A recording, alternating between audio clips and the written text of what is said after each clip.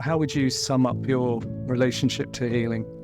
Humble, grateful, deeply grateful. It's like having colour in my life. You know, you could have somebody who's got a beautiful pen and ink drawing and it's got all the facts, but there's no colour. And for me, it's been the colour that has filled everything out and made it joyful.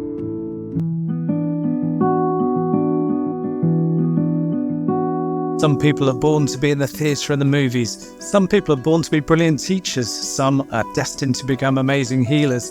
Very, very occasionally, someone comes along blessed with all three of these attributes, and we are blessed today to welcome Lea Brodie, who just happens to be one such individual. Probably everyone wants to hear movie stories, Lea, but this channel is about healing, so let's at least start on the subject.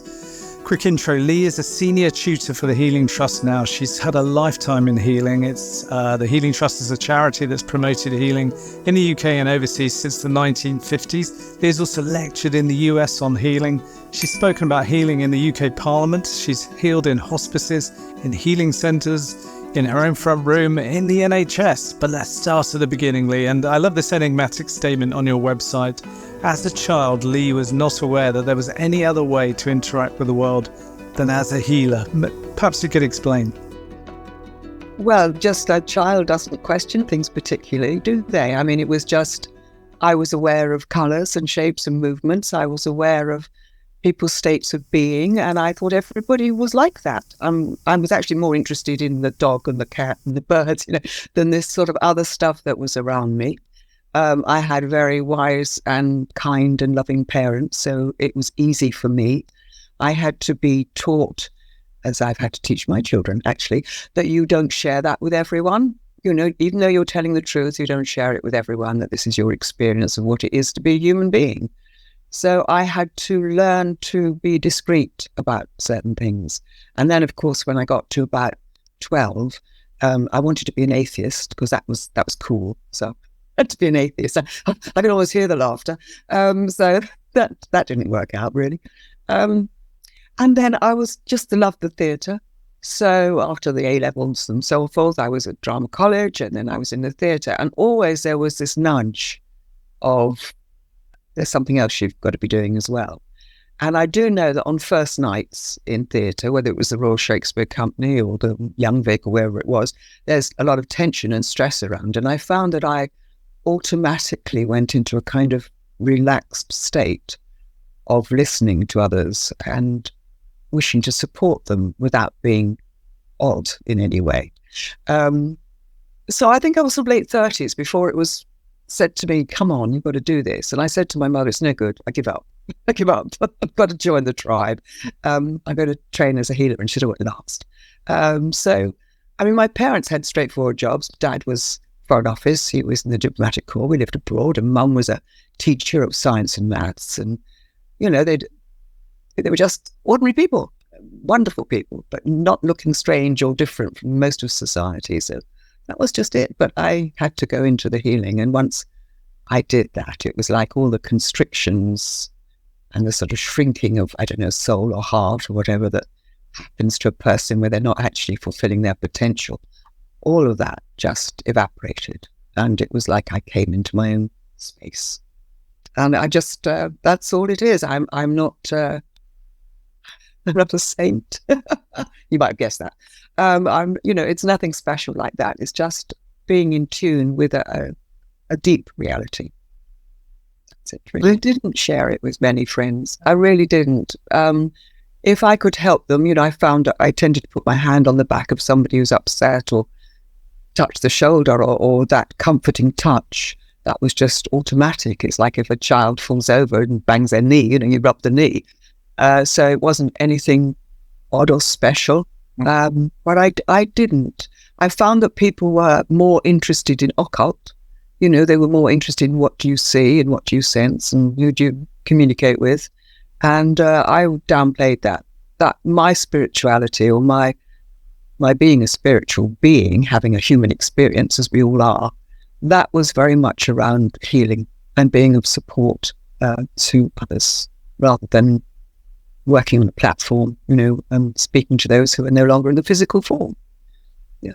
So no, I kept it to myself. And you were obviously immersed in this world of healing through your parents, and which brought you into contact, very close contact with probably the most famous healer, certainly of the last century, Harry Edwards. And what are your memories of Harry? And perhaps you could tell the viewers, who, especially those who wouldn't have known much about Harry, about him. Well, he kind of blew people's socks off, really, when you met him. He looked like everybody's favourite uncle. He just looked like he was a friendly guy, which he certainly was. And I first saw him, my father took me along to see him working. I must have been 13 or 14. And in front of all of us, Harry had a volunteer who had a very curved spine. And in front of us, Harry just straightened it. He put his hands on it and he just straightened it. And there was this silence in the hall of, it was just... So that certainly intrigued me and my father, which is why Dad took early retirement in order to become chair of the Healing Trust. But my parents worked with him, and my mother said the first time she went to work with him, she thought something was wrong with her eyes because all the room was sort of violet coloured, and then realised she'd stepped into his aura. It was Harry. And all the healings were enhanced and strengthened by working alongside of him. And they had some really miraculous results. He was the minister who married my husband, Michael, and myself. And he was just wonderful. But I have a friend who's an atheist, really militant atheist, and a really good friend. And so she's the bridesmaid. And as I'm getting up to the altar in my frock, my white frock, there's this collapsing sound. And she actually fainted by getting close to him. And there was another member of the congregation known for years and years who, I don't know if you've heard the expression, enjoyed ill health. And he didn't believe in anything, complete cynic. But at the end of the wedding ceremony, the marriage, Harry shook everybody's hand. They queued along, and they shook his hand. And this man shook Harry Edwards' hand. Was very quiet for 3 weeks, and then came to my mother and was furious and said, "What did that bloody man do to me? I'm not ill anymore." So Harry could just, he was just amazing. And I wondered what it was about him. Because, he filled Royal Festival Hall and thousands of people came and saw him. But I wondered what it was. When you stood near him, what was it that I felt that was so wonderful? Was it love? What was it? And it took me a while to actually distinguish what it was. And it was forgiveness. Without it being linked to any particular word or deed or lack of action or whatever you might have done that wasn't the wisest thing you've ever done. But you were just forgiven. It just washed over you and through you. It had gone. It was past. We're now living today. And that is incredibly comforting. So without any lecture or explanation, you're just forgiven completely, every level of your being. So he was a wonderful man. I'm not surprised that he was the greatest healer. But unassuming, not judgmental, bit of a sweet tooth, very human and very superhuman. So it was blessing. And I think that's why I've had such a good marriage, actually, is because he was the one who blessed us at the beginning. Lots of unconditional forgiveness helps a marriage. So I guess looking back on that, talking about Harry and how he used to fill the festival hall, etc., where do you think healing is now compared to then, or just in general? Where do you think it is now? I think it's on the brink of having another breakthrough, actually. I mean, the Healing Trust, originally known as the National Federation of Spiritual Healers, is 70 this year. And so we've been through many different phases. But I think we're about to start something even better, because vibrational medicine and the impact of frequency is now so much more understood than it used to be. And the power of thought and consciousness, when applied, has impact, on living tissue. So I think we're in for good times. And I think, if healing and allopathic medicine and all the other branches and disciplines to do with well-being work together, that it's a far healthier future for all of us. And thankfully, people no longer, or most people, no longer think it's something a bit woo-woo. It's not. It's not like that at all. It's absolutely grounded, and it's just that it's spiritual, not of a material thing. I'm very optimistic about the future. Seems to be a lot of openness to, well, does it work or not? And that's the key question, rather than all the baggage that might have been come into those sort of conversations several decades ago. And when it works and is clearly shown to work, then people, especially younger people, are seemingly becoming open to it. Yes, and, it prevents quite a few operations and so on if you go and see the healer first. Not that they're a medic. We're not medics. We don't tend to have any medical knowledge. But yes, it's supportive and helpful, and there are healers working in medical environments. I've worked in, I visited in hospitals and hospices and so on, as you mentioned, and I was invited into the mental health sector to write a course. And so, yes, it is acceptable. I think sometimes there's problem with the vocabulary. That might be it. Some people, like when we're in the States, they are holistic energy practitioners. What's in a word? Speaking in tongues, isn't it? But it's sometimes you have to find the right vocabulary, I think, so that the door doesn't shut in your face because it can't take the word spiritual. But it's not faith healing, and it works on animals and plants, so it doesn't need a particular belief system. No, it's looking good. And you mentioned there that you were invited to design a course for the NHS. Could you just tell us a bit about that? Yeah, I was taking my teacher training because I wished to teach healing. I had to go to college for a year. And evidently the local mental health place approached the college and said, is there anybody you have who could help us with depressive disorders? And they put my name forward. So I had an interesting interview where, again, it was a case of choose your language, choose your language. 3 psychiatrists sitting looking at me. Anyway, I constructed it. It was over several days, and I got good results. And it was exercises that people could understand and could do and could practice. But into the room itself, when I walked into the room I was going to use, it could be like there were all coffee cups and untidiness or something in the room. So I'd always tidy it up, clean it up, and bring healing into the room. That was the healing intention. So no matter what the words were that were being said, that everybody would be held in this place, this sacred space of healing. And it was effective, which was very rewarding, very rewarding. I got people out, I got them employed, I got them going on college training. It was great fun. Yes. That's wonderful. And did you get a sense that there was any follow-up of that? Were people interested in saying, hey, this is interesting? Yeah. Yes, there were. I mean, some people don't like it because they're kind of territorial about what they know and they don't want anything they don't know. So I ran a group for all the mental health workers, and I brought along 8 fabulous healers. There were 40-something mental health workers, and we gave them healing and we explained what it was, and we used the language that they were comfortable with and so forth.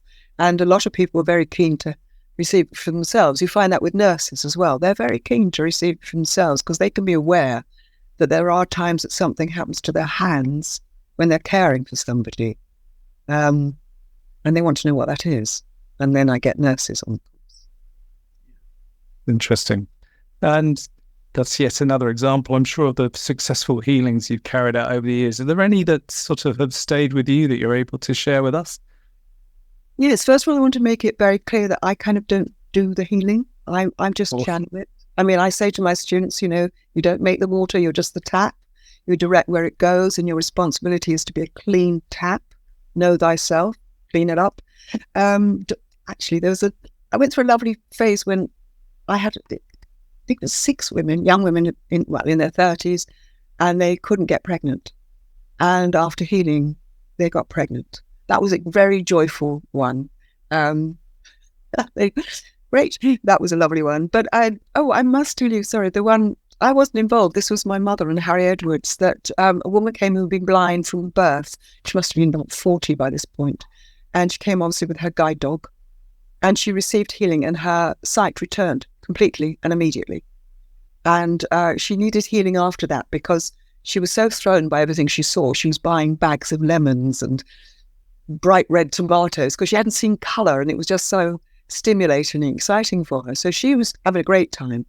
The dog, however, she'd been trained to be self-disciplined and responsible and was having a kind of breakdown that she was now not needed in the same way and didn't understand.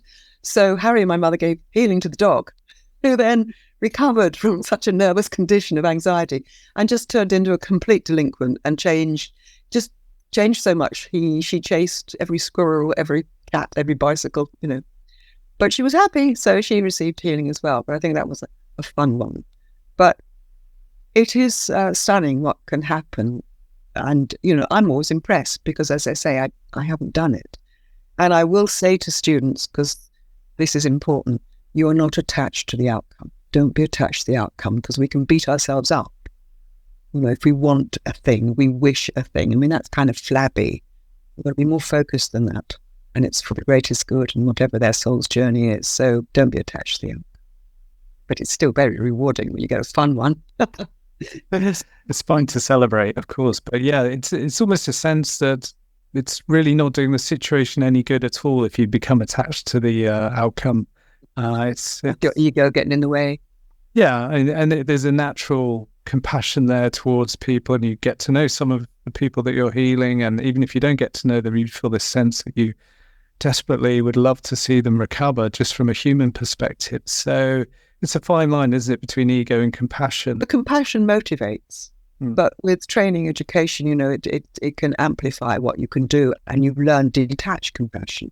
So you're still there because you're compassionate, but you keep your own emotional equilibrium in the face of whatever it is, particularly if you work with the terminally ill, or my particular button, children. Children who are sick or terminally ill, that tests me to keep absolutely calm and steady for their sake. Yeah, very understandably. That's one of the most challenging situations. You've done so much work with young people throughout your career, whether in the theatre and with healing. Is that just your natural draw to youth, or is it partly a result of your experience as a young person and remembering the challenges?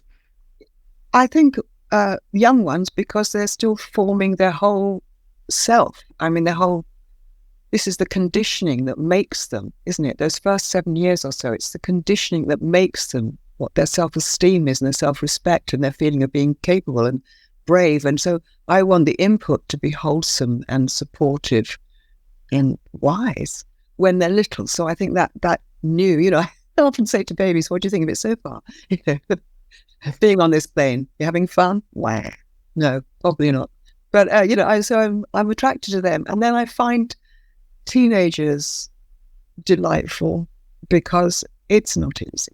And they seem to vacillate between being like 9 years old and 19 years old, and they can do it all in one day. And it's sort of self-obsessed and yet lacking self-confidence. It's a heck of an age, the teens. So, yes, I think maybe I've got a little more patience for them than some older people. It's naughty of me, isn't it? Their minds are so distracted and fractured in their attention because they didn't just be entertained this way and that way and back and forth. And we call it sort of brain candy.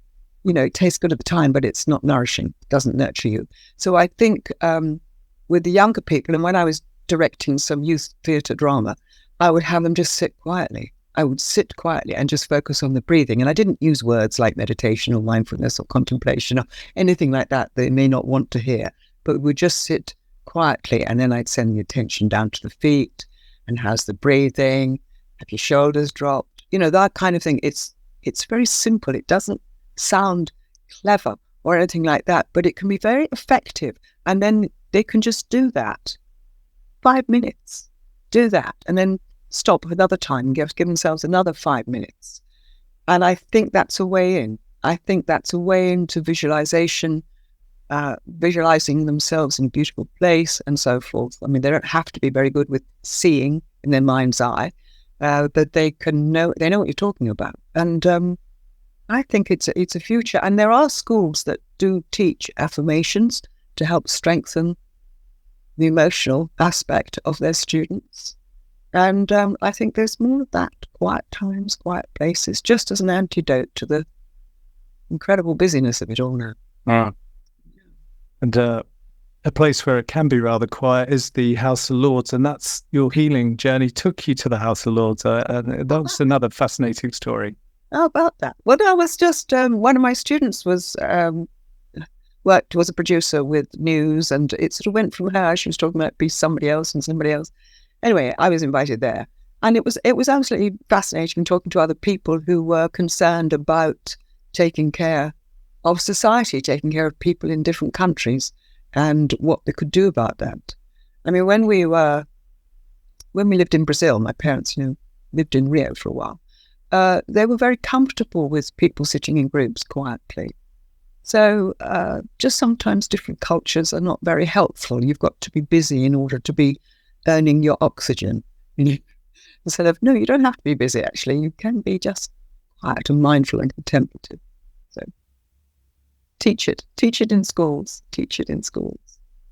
Have you heard that they do it with very young children? The children sit in a circle facing the back of the child in front of them, and the teacher will tell a story, and they will rub the back of the child in front. So it'll be something like the sun comes out and the rain comes down, and it's that touching in a friendly way. It's not invasive. It's not violent. It's all these ways of just getting us to connect and realize that we should be a should word there, interdependent. We're not meant to be isolated, and we're not meant to be needy.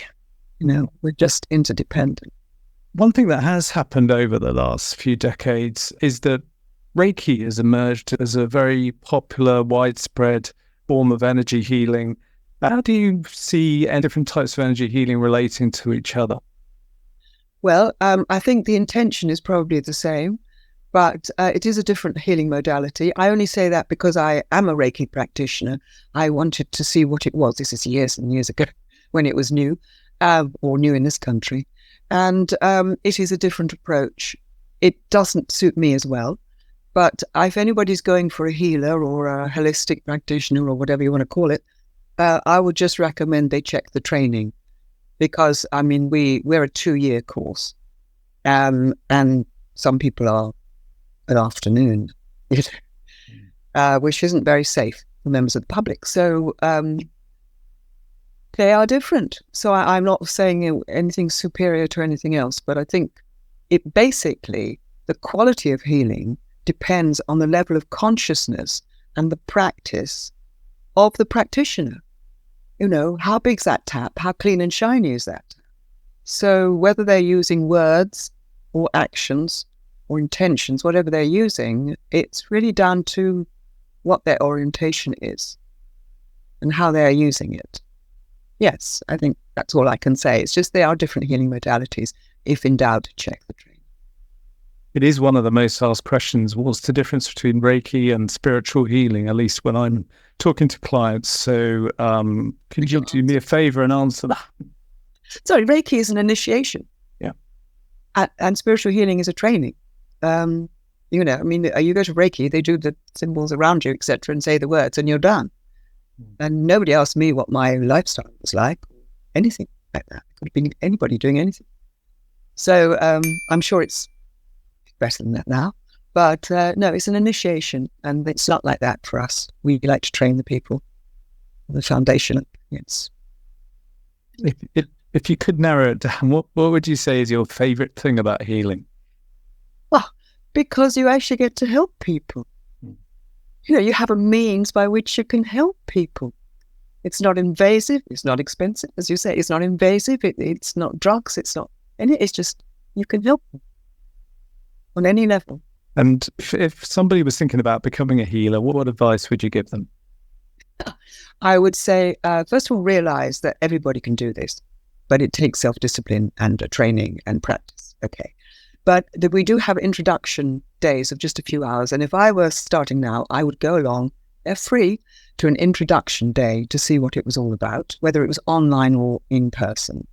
And then, there are the things that I have found stop students. We have to unpick. One is the lack of trust in themselves. They think maybe they're being arrogant. Oh, look at me, I think I'm a healer. No, it's not like that. So they've got to learn to trust themselves and trust the process. We're very careful about that we give them means by which they learn to trust themselves and trust the process. The other thing is, if they've got where they are by being incredibly analytical, that's a real stumbling block. The image is that they have got to where they are by swimming against the current through the ocean, determined, full on. And I've got to teach them how to float and just let the ocean support, because that's all it takes initially. So it's the over-analytical one who can't have the experience because they're so busy analysing the experience, and the ones who lack trust. And then you just clean up on the don't be attached to the outcome. And you're ready to go. But I would, if I was starting, I'd go for an introduction and I'd have a phone call with a tutor, or a Zoom call with a tutor or somebody, and just see how you get along and what would be expected of you on the training. Another challenge for a new healer might be the resistance from some friends, some relatives, and people do start to look at you a bit differently and think, oh dear, what's happened to so-and-so? What's a good way to get through that sort of situation, do you think? Well, I never try to evangelize. I never try to convince somebody, even if their opinion is deeply held and totally ignorant. They're still allowed their opinion. Okay, fine. So I think often it would be, if they truly are interested, what is it you do? What exactly do you do? What is it? Witchcraft? I get that. I would say, well, no, everything has frequency. And like your remote control turns your television on and off, and all the garage doors or whatever, and you can't see anything. There's no line, string, link, but that frequency impacts on the other thing because that's its intention. That's what it's made for. Well, that's how it works. I emit a frequency, kilohertz, from my palms of my hand, which have been measured and can be measured, and my brainwave pattern changes a little bit, and I impact on living tissue, carbon-based life forms. That's what's happening. If that's the kind of language they like. But if they don't like that kind of language, you find something else. Just say, well, it's just a way of helping others. Mm. Way of putting compassion into action. Of course, the best way is to give them a healing, and quite often that brings about a very dramatic change of opinion. You have really answered this, but I'll ask again, what's the biggest barrier to being an effective healer? Arrogance. Thinking it's all about you. Look at me, how interesting I am, how fabulously different and fascinating I am. No. I think you get the occasional one who has come off the path a little bit of being just a modest and humble participant in a very big process, a profound but simple but profound process, which is this bringing in that particular frequency of love and healing and bringing it onto this physical plane. You're just a small part in all of that. So arrogance. Well, I would follow that up with lack of trust. Yeah. In themselves, or in themselves. You were talking about the name, and although it's what's in a name, it does seem to have such an importance in society. And French healers, I know, can't use the word healer, or have to be very careful how they use it. It's always going to change, obviously, as language and society changes. But for the foreseeable, is there something that you're particularly comfortable with? Well, of course, because I'm old school, I just say a healer. What do you do? They say, holding their drink at a party. What do you do? I work as a healer. Now, all kinds of reactions. Some are very interested. And as you pointed out, they will probably say, was that like Reiki? It's a different healing modality, and we're off. I suppose the language, maybe we're going to go like American, call it holistic energy practitioner. But for me, I'll always have the word spiritual in there because that's what it really is. So, but I will leave it up to the younger generations to find the language that is appropriate for them and their society. Are there any tips that you give healers that have been involved for a few years and are sort of evolving and learning the process? Is there something, I guess, that you noticed in your healing journey that became more apparent as you continue to gain experience? Yes, I have to make time for my own personal development regularly. Don't wait for the moment to arrive and be convenient, because it won't happen. So I sort of set it down. That's the time I'm going to do that. I warn anybody in the house, I'm away now for 20 minutes or 15 minutes. It doesn't take a lot of time to come into my healing room, which is where I am at the moment, and sit quietly and connect and attune. I feel my hands turn on, get so hot. I would say that to find whatever it is that supports you as a healer. Most people is going out into nature. It's getting away from the bricks and mortar and actually being among trees and grass. And some people, it's stroking the cat. Drink water. That's obviously always a good one. but people have to find what inspires and supports them for themselves. But for me, it's definitely a contemplative time of attunement, and it gets stronger and stronger and stronger. And I can tell if I'm not quite in balance, because, I'm living this life, and I've got family I love and friends I love, and stuff happens. It's not always pleasant. So I will be aware when I'm just slightly off that balance condition, and I can put myself back into balance. But that's for me, and I would urge anybody who's interested in this healing business to find what inspires, soothes, and strengthens them. Yeah. What do you do? What do you do? Me, I love to meditate. I meditate every day, and try to get into nature.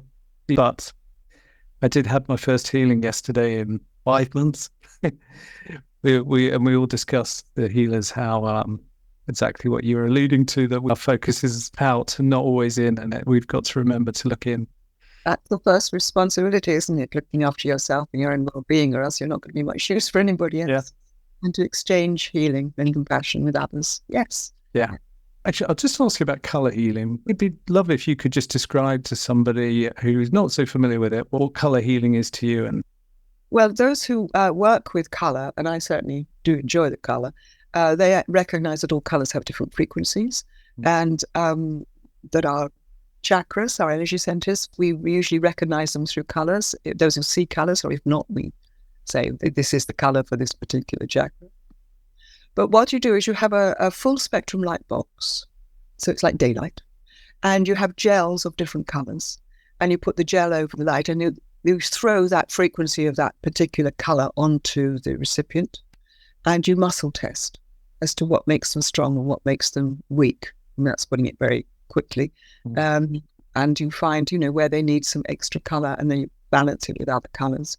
I love using the silk scarves and can put it over people when they're receiving healing. In my own healing room, I wouldn't do that in a healing centre or clinic. And with small children, I let them choose the colour that they like. I'm nodding over there because that's where my scarves are, my silk scarves are. That's fine. There's nobody in the room, just a bunch of silk scarves. They're good friends, I use them quite often. But yes, we are impacted by colour. Absolutely. Even the blind are impacted by colour, particularly the lower, slower frequencies, say the red and the orange. We're all healers, as most healers will vouch, that it's something that's innate to every single human. Is there something that somebody could do to heal themselves, that a simple practice that you recommend? Yes, I always say bank the energy, quite honestly, but that's the people who are always, who are already healing, and then you're left with your hands going at the end. So, put it where you need it. But if they were really new to it, and what they could do for self-healing, well, you visualize yourself well, and you visualize the light pouring in through the crown of the chakra and washing all around the face, and just any shadows cannot survive in such a light. Throat, remove those filters, getting rid of the pressure around the back. I mean, you just see it flowing down the legs and into the ground, and it's like a waterfall of light. And the more you can visualize that, the stronger and more powerful it is, and it's just a cleansing one, so that everything can come into balance. If you find that your hands have gone warm or anything during that, or have any sensation in them, put them where you need it. Put them, and if in doubt, put it on your tummy, because that seems to be the one that's very sensitive. But yes, that's, I think, something like that for themselves. Absolutely. And just use it. Power of the mind, power of, energy follows thought. You've got to use that consciousness, not fractured, not distracted. And if you're practicing meditation or contemplation, then it can be single focused, as the Buddhists call it. And then it's more effective. Yeah. The other thing I like people to do is to rub their hands together, and hold them about that far away, and then bring them slowly.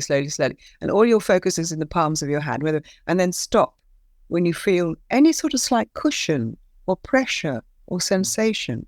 Obviously, you can push through it. But if you get very sensitive to what your hands are doing, there will be a place where they stop. And what you've actually done is you've touched your own energy. So my hand's quite fat, it's to there. And the hand's quite fat, it's to there. So if you see what I mean, so I'm touching, there's two surfaces of energy. But people can do that just for themselves. And then it's intriguing, and they wonder what more they can do with these hands. That's wonderful. Thanks, Lee. Looking back on all these years of teaching, practicing, healing has been such a great part of your life. How would you sum up your relationship to healing? Humble, grateful, deeply grateful. It's like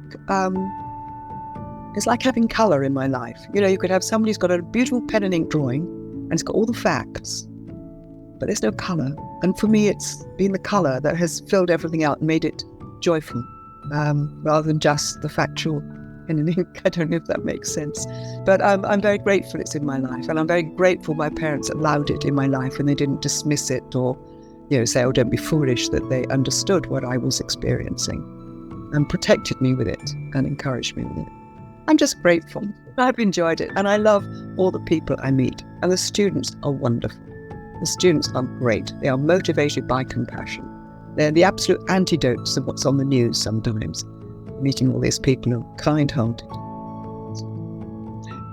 I think that's a lovely way to put it. And you've certainly been bringing colour as a tutor. Lee was my tutor when I was training to become a healer, and several healers who had been students of Lee's I was with yesterday, and we were talking about becoming tutors ourselves. And more than one person said, once you've had Lee, it's too high a bar to even try to emulate that. So, of course, we concluded that we should use it as an inspiration rather than something to put us off. But that just shows the great respect that Lee holds among so many healers. Lee, I have to ask, you were in a movie with Roger Moore, Anthony Perkins, and James Mason. Is that right? Horrible James Mason, yes. Yeah. I was going to ask you, who was the nicest? No, they're all great, actually. Yeah. All, absolutely. Roger Moore has a sense of humour that is just outrageous. And James Mason is absolute gentleman, adorable. Yeah, I mean, they were a good team, and I enjoyed very much. And it's funny because Roger and I were the only sort of very British Brits in the movie at that point, and we would have sort of memory games and things. And it's so funny, we get together and we talk about the worst performances or the worst plays we'd ever been in. And the Americans couldn't understand it because they weren't used to sending ourselves up. It was a very British thing to do. He won, actually. He won. I thought I'd been in some rubbish plays, but no, he trumped me on that. Yeah, no, they're great people. My plans, I've worked with lovely people, Judi Dench, Ian McKellen. Oh, wonderful. No, it was a good career. I loved it, but I was being pushed to do something else. Yeah, well, we're very grateful that you took this path, Lee. And so it's been absolutely lovely talking to you. Thank you so much for sharing your wisdom and your experience and your wonderful turn of phrase that makes all of this seem even more delightful. So thank you so much, Lee, for being on Well Healed. Thank you. Absolute my delight. I'm rather honoured. Thank you so much.